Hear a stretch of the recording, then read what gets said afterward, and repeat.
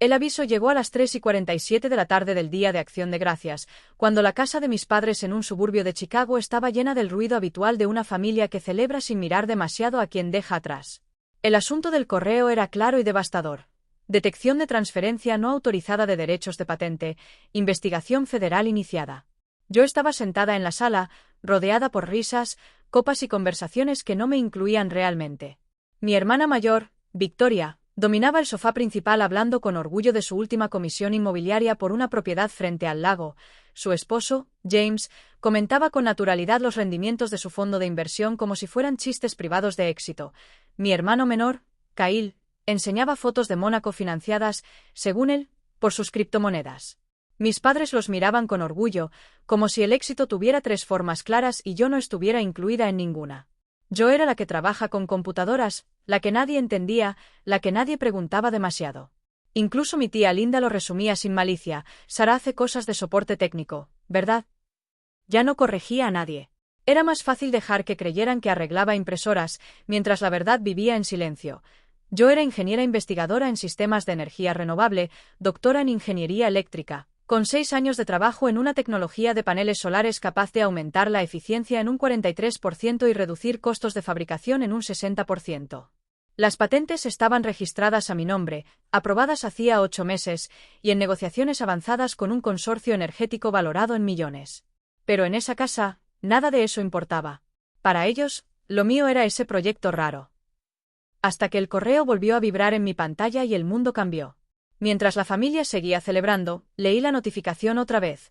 Transferencia no autorizada de patente US 10,847,392, venta por $50,000 a Tech Venture Capital, investigación federal en curso. Sentí como el aire se volvía más pesado. Esa patente no valía eso. Valía $5 millones, más regalías.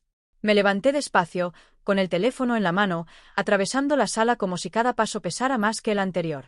Nadie notó mi urgencia. Cuando intenté hablar con mi padre, me interrumpió sin mirarme, diciendo que estaba ocupado, que luego. Pero yo ya lo sabía. Ellos habían tomado una decisión. Y no cualquier decisión. Habían usado un poder notarial antiguo, limitado y expirado, que yo ni siquiera recordaba en ese contexto, para transferir la única cosa que había construido durante años de mi vida. Cuando por fin lo dijeron en voz alta, lo hicieron como si fuera un regalo. Habían vendido mi patente por $50,000, como si me estuvieran haciendo un favor, como si yo no entendiera el valor de mi propio trabajo. La mesa entera aplaudió. Victoria sonrió satisfecha. James asintió como si fuera una buena jugada financiera. Mi madre habló de ayudarme porque yo no sabía cómo monetizar mis ideas. Mi padre lo llamó decisión ejecutiva por el bien de su hija. Y entonces llegó la frase que lo cambió todo: solo son paneles solares, no es nada especial. En ese instante, les expliqué lo que nadie había querido escuchar, que no eran paneles comunes, que era un salto tecnológico real, que ya había una oferta de $5 millones de un consorcio energético. El silencio cayó como una losa. Pero en lugar de reconocerlo, lo negaron. Dijeron que era imposible, que si fuera verdad alguien lo habría sabido. Hasta que el esposo de mi hermana buscó en su teléfono y se quedó pálido. Mi nombre, mis publicaciones, mis premios, todo estaba ahí. La realidad finalmente entraba en la sala, pero demasiado tarde. Les expliqué con calma que habían usado una autorización caducada, que habían vendido propiedad intelectual a una empresa que probablemente sabía exactamente lo que hacía, y que eso no era un malentendido, era fraude federal. En ese momento, el timbre sonó. Y cuando abrí la puerta, no eran invitados. Eran agentes del FBI y funcionarios de la Oficina de Patentes. La casa entera quedó en silencio mientras confirmaba lo inevitable: no había autorizado ninguna transferencia. Ellos habían firmado en mi nombre, sin derecho legal, usando documentos antiguos sacados de mi antigua habitación. Los agentes empezaron a tomar notas, y el ambiente festivo se convirtió en una escena irreversible. Mis padres intentaron justificarse diciendo que no sabían el valor real, pero los investigadores revelaron algo peor. Tech Venture Capital sí lo sabía. Habían valorado la patente en $4.7 millones y aún así ofrecieron $50,000, aprovechándose de la ignorancia familiar. Era un esquema de fraude sistemático. Cuando anunciaron los cargos, fraude de patentes, robo de propiedad intelectual y fraude electrónico, mi madre empezó a llorar y mi padre se quebró. Victoria gritó que era una locura, que eran nuestros padres, pero el agente fue claro: el crimen ya estaba cometido. No dependía del perdón. Mi teléfono vibró otra vez. Mi abogado confirmaba que el consorcio energético mantendría la oferta y que la transferencia sería anulada, pero el caso penal continuaría. La casa que minutos antes era celebración ahora era un escenario de arresto. Mientras los agentes les leían sus derechos, Kyle me suplicó que hiciera algo, que los detuviera, que arreglara todo. Y por primera vez, los miré sin suavizar la verdad. No podía arreglar lo que ellos habían decidido hacer. No pedisteis mi opinión, no preguntasteis por mi trabajo, no respetasteis mi nombre en mis propios documentos. Eligieron ignorarme durante años y ahora querían que los salvara de las consecuencias. Cuando el agente me preguntó si quería presentar cargos, no dudé.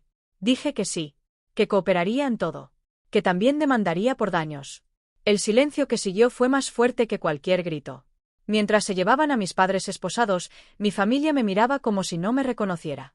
Tal vez porque por fin dejé de ser la versión pequeña de mí que ellos inventaron. Antes de salir, tomé mi abrigo. Victoria preguntó si de verdad me iba a ir. Les respondí que tenía trabajo al día siguiente, llamadas con el consorcio energético, reuniones con el FBI, documentación técnica que preparar. Kyle murmuró que había cambiado. Pero no era eso. No había cambiado. Solo dejé de fingir que sus opiniones definían mi realidad. Salí a la noche fría de noviembre con el teléfono sonando sin parar, mientras detrás de mí quedaba una casa llena de lujo, silencio y consecuencias. Ellos pensaron que mi trabajo no valía nada porque no lo entendían. Pensaron que podían decidir por mí porque siempre me vieron como la hija invisible. Pensaron que $50,000 era un buen trato. Estaban equivocados en todo. Y ahora el sistema federal tenía pruebas de cuánto valía realmente aquello que despreciaron. Yo arranqué el coche y me fui. Tenía una patente que recuperar, un contrato de millones en negociación y una vida profesional que seguir construyendo con o sin su comprensión. Durante 6 años lo hice sola. Seguiría haciéndolo. La diferencia era que ahora el mundo también lo sabía.